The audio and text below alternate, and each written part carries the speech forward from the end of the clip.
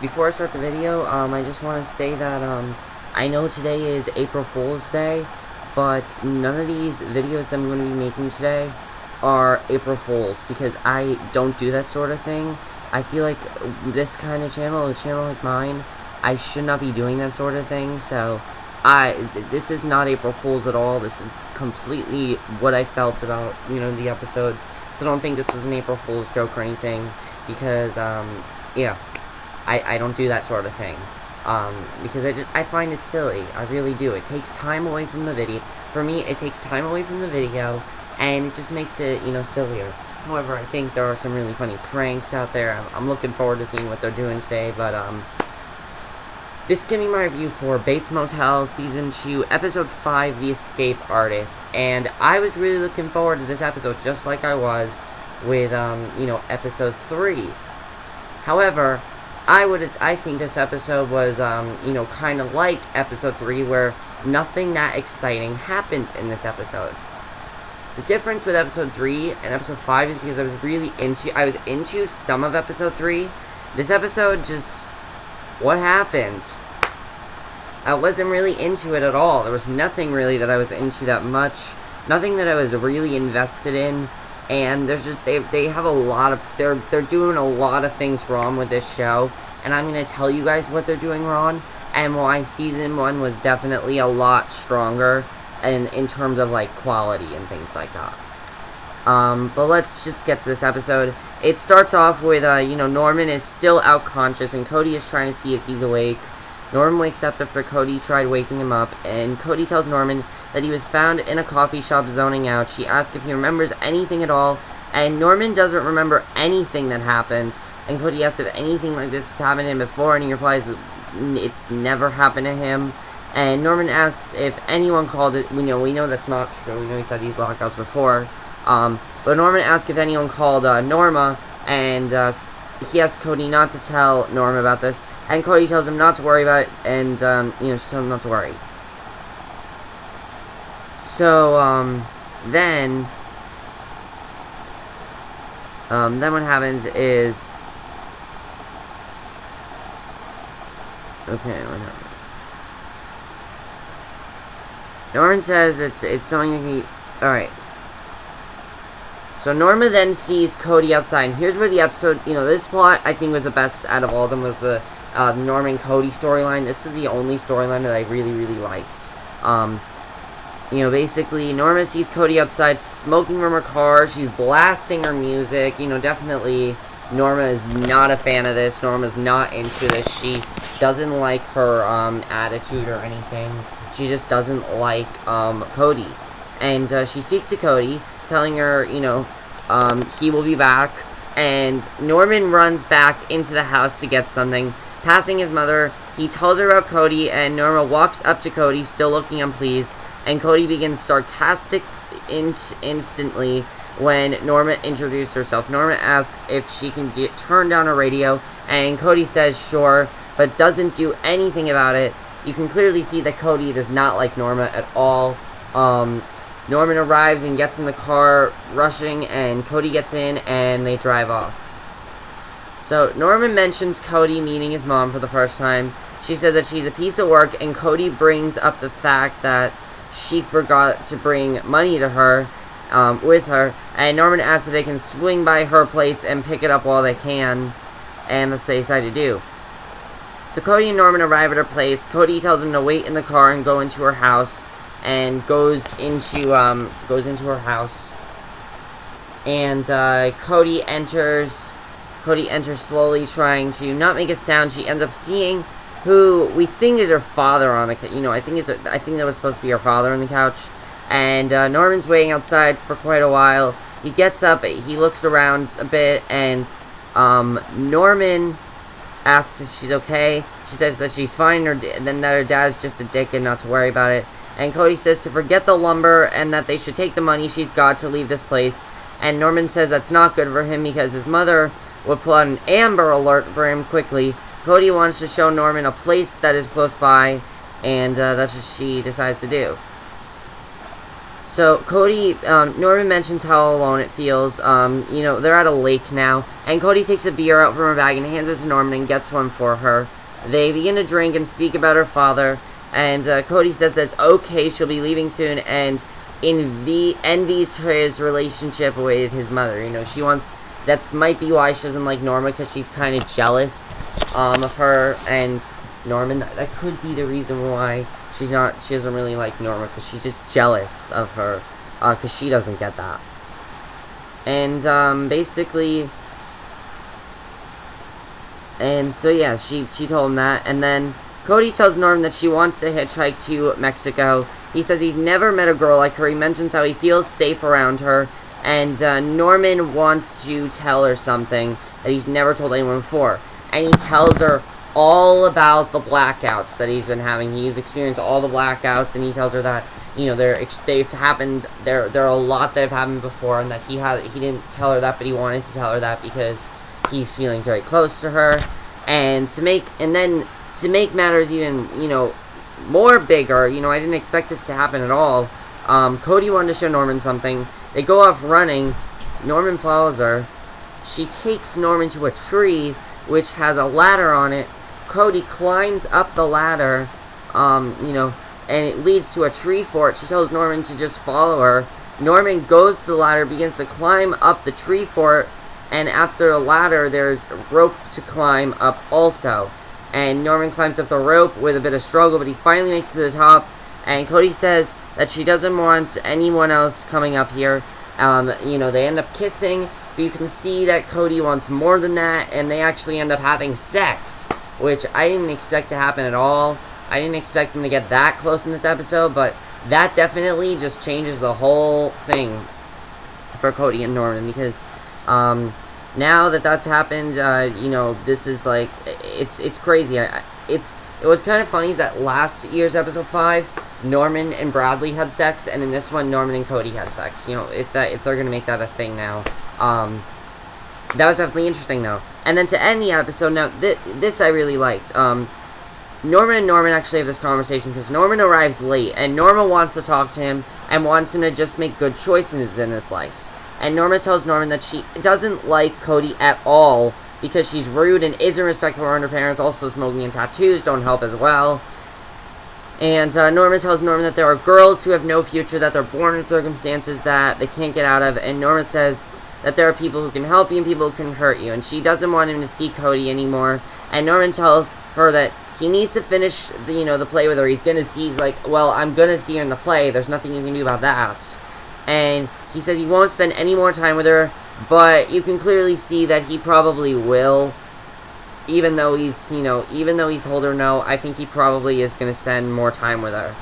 And that was the main plot of the episode. The main plot I really enjoyed. I really enjoyed the Cody and Norman storyline. I thought that one was very big. However, the other plots were so boring.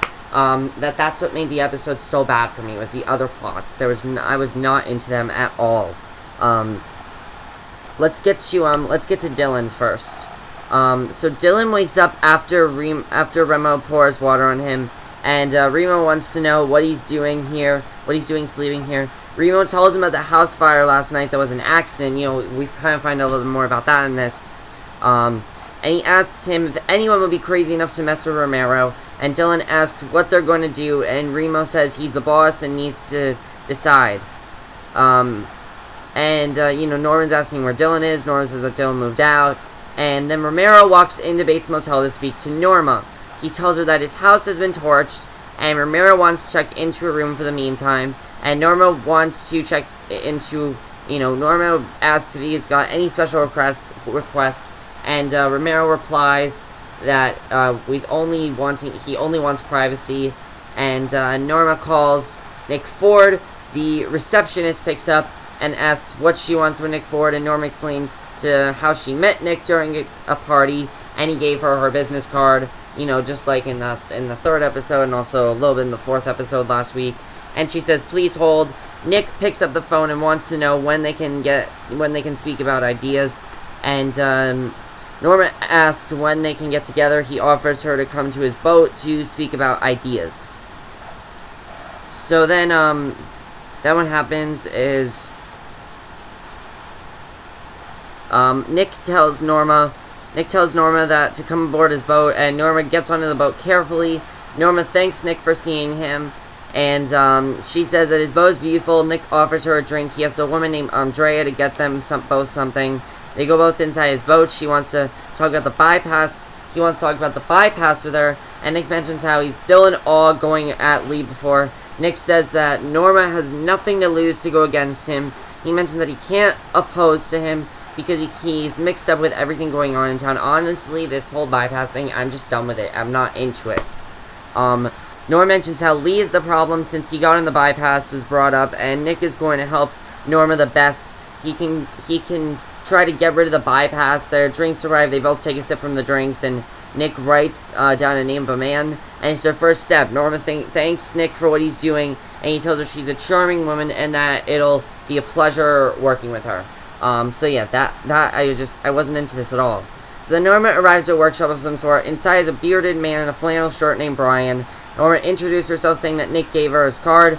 Brian tells her that he's got the files too, and Norma finds out that Brian made a report saying that an endangered species lives on where the bypass is being made, and she asks if she owes anything, and Brian says that she doesn't, and Norma thanks him for his work and leave with the report. And then Dylan and Remo are working.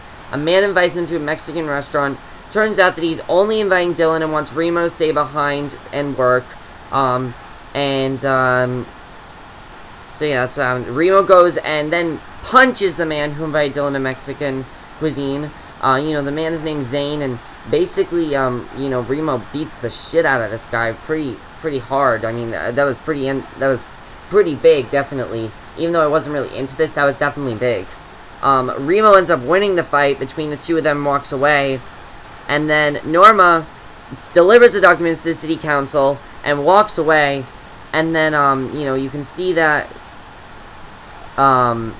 Romero's getting some ice for his head, and Norma, drives up and notices him. She asks what happened to him, and he says he had to kick the shit out of somebody, and Romero asks for where his clothes are, and Norma says that she washed them for him, and Norma says that she knows him and that she doesn't mind doing his laundry. Romero is now inside the kitchen and with Norma, and she asks why he needed to beat someone up, and Romero just says he had to do it, and Norma begins to treat his wounds. Norma says that she gets it because it feels so good to whack the shit out of someone sometimes, which is true. It does feel good to do that. Not physically, but sometimes, like, mentally, too. Sometimes with your words, too, it's good to do that. Romero gives a small smile, which Norma notices, and says that it's a once-in-a-lifetime thing, and Norma talks about how she's met more friends and brings up Nick Ford, and Romero mentions how he's in the drug business and that she should avoid him at all costs.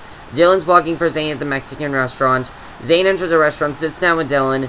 Dylan asks what happened to him. Zane mentions that Romero did it due to torching his house. Zane is talking to Dylan outside. They're interrupted as someone tries to drive by and shoot them. Dylan saves Zane's life and shoots back. The car ends up driving back. Dylan gets on the middle of the road and shoots the passenger and ends up getting hit by the car. So that was pretty intense. I don't know where that's going to go, but Dylan is actually someone I care about, so that was pretty intense. So I'm looking forward to seeing what's going to happen there. And then, the very end of the episode, something very interesting happens. Norma sits down and looks at Nick Ford's business card. She then sees Romero arriving late. She goes out to see what's wrong, to ask what's wrong. Romero tells Norma that Lee's car crashed and he's dead, and Dylan is in the hospital. He wakes up and sees Zane's sister at the end of his bed, and it turns out that she is Dylan's boss. She's the one who's doing this whole drug thing, so, it looks like next week we're going to find out more about her, and I did like that cliffhanger. I thought that was a good cliffhanger, but we'll have to see what happens from there. So that was, the second main plot. Now, I wasn't as into that as the main plot, but, it was okay, but there was just a lot of really boring stuff with Norma that kind of made that extremely boring. If it would have been just Dylan and Zach and Remo, maybe I would have enjoyed it more, but to get Norma involved, it got really boring there. The whole bypass thing, just not into it at all. And then we had a third plot with Emma, which I kind of enjoyed this. I don't know why. I think it's kind of because, it's good to see Norma as the mother figure in Emma's life. I kind of like seeing that. Basically, though, what happens is Emma, is planning to have sex with that guy. And basically she asks you know, she mentions how she's met someone and is thinking about it all the time. She asks Norma what's it like to have sex for the first time. And Norma says if she's got feelings for the guy and he's a nice person, then her first time, you know, should be nice. And she decides to, you know, make it really good for her. And I like that things are going right for Emma now. You know, Emma walks up to me with the guy she's currently seeing. They start to walk on the beach. He speaks about growing his own crop of weeds, to have a farm of his own to probably sell. And they end up kissing. And then the very end of the episode, you know, you see that she's starting to have sex with the guy she's with.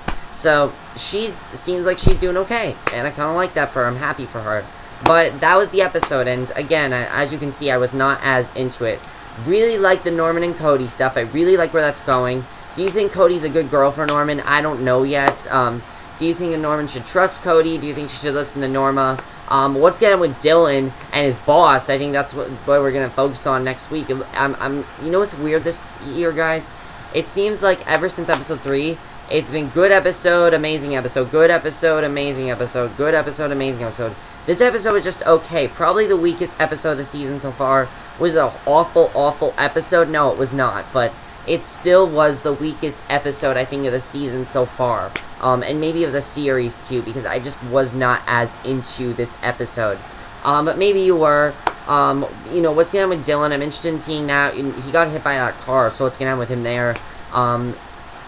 That's it. And also, do you care about the Norma bypass storyline? I really don't give a shit about that.